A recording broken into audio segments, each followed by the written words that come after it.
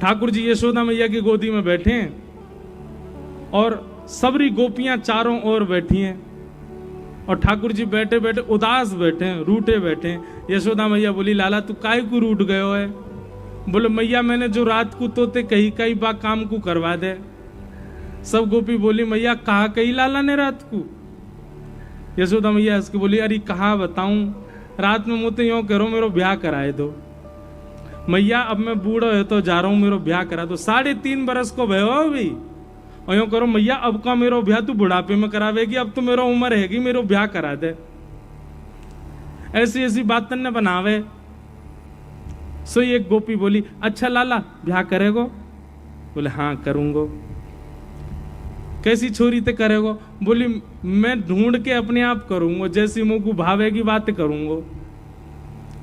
तो सब गोपियों ने विनोद में कही, लाला इतनी सारी गोपी बैठी हैं यहाँ पे, तू अपने आप एक काम के ढूंढ के जो तो को बढ़िया लगे, बाकी गोद में जाके बैठ जाओ, जाके गोद में तू बैठ जाएगो भाई तो तेरा ब्याह करा देंगे। लाला बोलो, सांची? बोला, हाँ सांची। सोई ठाकुर जी यशोदा मैया की गोद ते उठ गए। गोपीन के घूंघट उठा में, मैया जे तो बूढ़ी है गई, जाते ना कर रो। दूसरी गोपी के पास गई, मैया जी तो कानी है या कि तो आंख ही ना है। अच्छा है नहीं, जबरदस्ती ठाकुर जी बोल रहे हैं। तीसरी गोपी को मुंह उठा के, मैया जी तो तेज लगे मुंह को तो घर से निकाल देगी, या तो ब्याह ना कर रहा हूं मैं। ऐसी सब गोपीन के आगे घूम रहे। वहीं दूर एक बिना दांत वाली गोपी बैठी, बूढ़ी बिल्कुल 120 वर्ष की।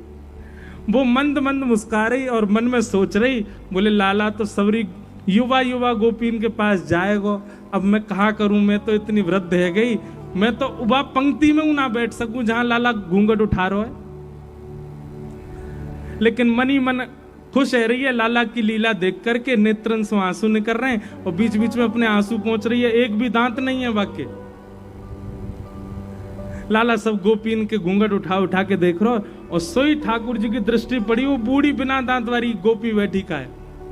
ठाकुर जी बोले, मैया तेरी बहू मिल गई, और दौड़ के गए और बिना दांत वाली वह गोपी की गोद में बैठ गए। मैया मैं तो यही तो ब्याह करूंगा। मैया बोली, लाला जाके तो एक दांत ना है, जाते काय ब्याह करेगो? बोले, मैया बढ़िया है ना, माखन खावे में दांत ना है चाहिए हो गए, मैं हूं माखन खाऊंगा जो चप चप खायो करेगी। और वह गोपी से ऐसे अंक भर गए, गोपी वह वृद्धा गोपी को इतना सुख प्रदान कियो, सब युवा गोपी देखती रह गई और ठाकुर जी वह को सुख दे रहे हैं। वास्तविकता क्या थी? यशोदा मैया अपनी गोद में लेके ठाकुर जी को बैठी और तब से ही वो मैया यशोदा मैया को निहार रही है और कह रही है, भाग्य की कही ना जाए यशोदा, तेरो कैसो भाग्य, लाला तेरी गोद में बैठे, लाला तेरी कही सुने, लाला तेरो दुग्ध पान करे, लाला को तू जैसो सजा दे वैसो सज जाए। ये सौभाग्य या जन्म में मुंह को तो नहीं मिलेगा। वो मन में विचार कर रही, इतने में ठाकुर जी ने लीला कर दी। बोले, मुझको बहू चाहिए। इतनी सुंदर सुंदर गोपी बैठी है, ऐसी सुंदर सुंदर, वो 100 वर्ष की मैया, बाकी एक भी दांत नहीं, बाकी गोद में बैठ गए, जे मेरी बहू है। और वही के संग रहने लगे, वह जान नहीं दे। बोले, तू मेरी बहू है, अब यहीं रह मेरे संग।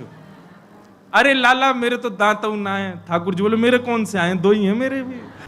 अब ठाकुर जी जब भी निकलते हैं गोकुल में, सबसे पहले वही मैया के घर जामे और घर जाके वह गेट खटा, ए भाऊ जल्दी बाहर आ, पाम छू मेरे, तेरो खसम आयो, पाम छू ले। और बूढ़ी मैया ते पाम छुपा के तब जामे ठाकुर जी आगे। ऐसी लाल जी की मधुर लीला, सब पर कृपा कर रहे हैं।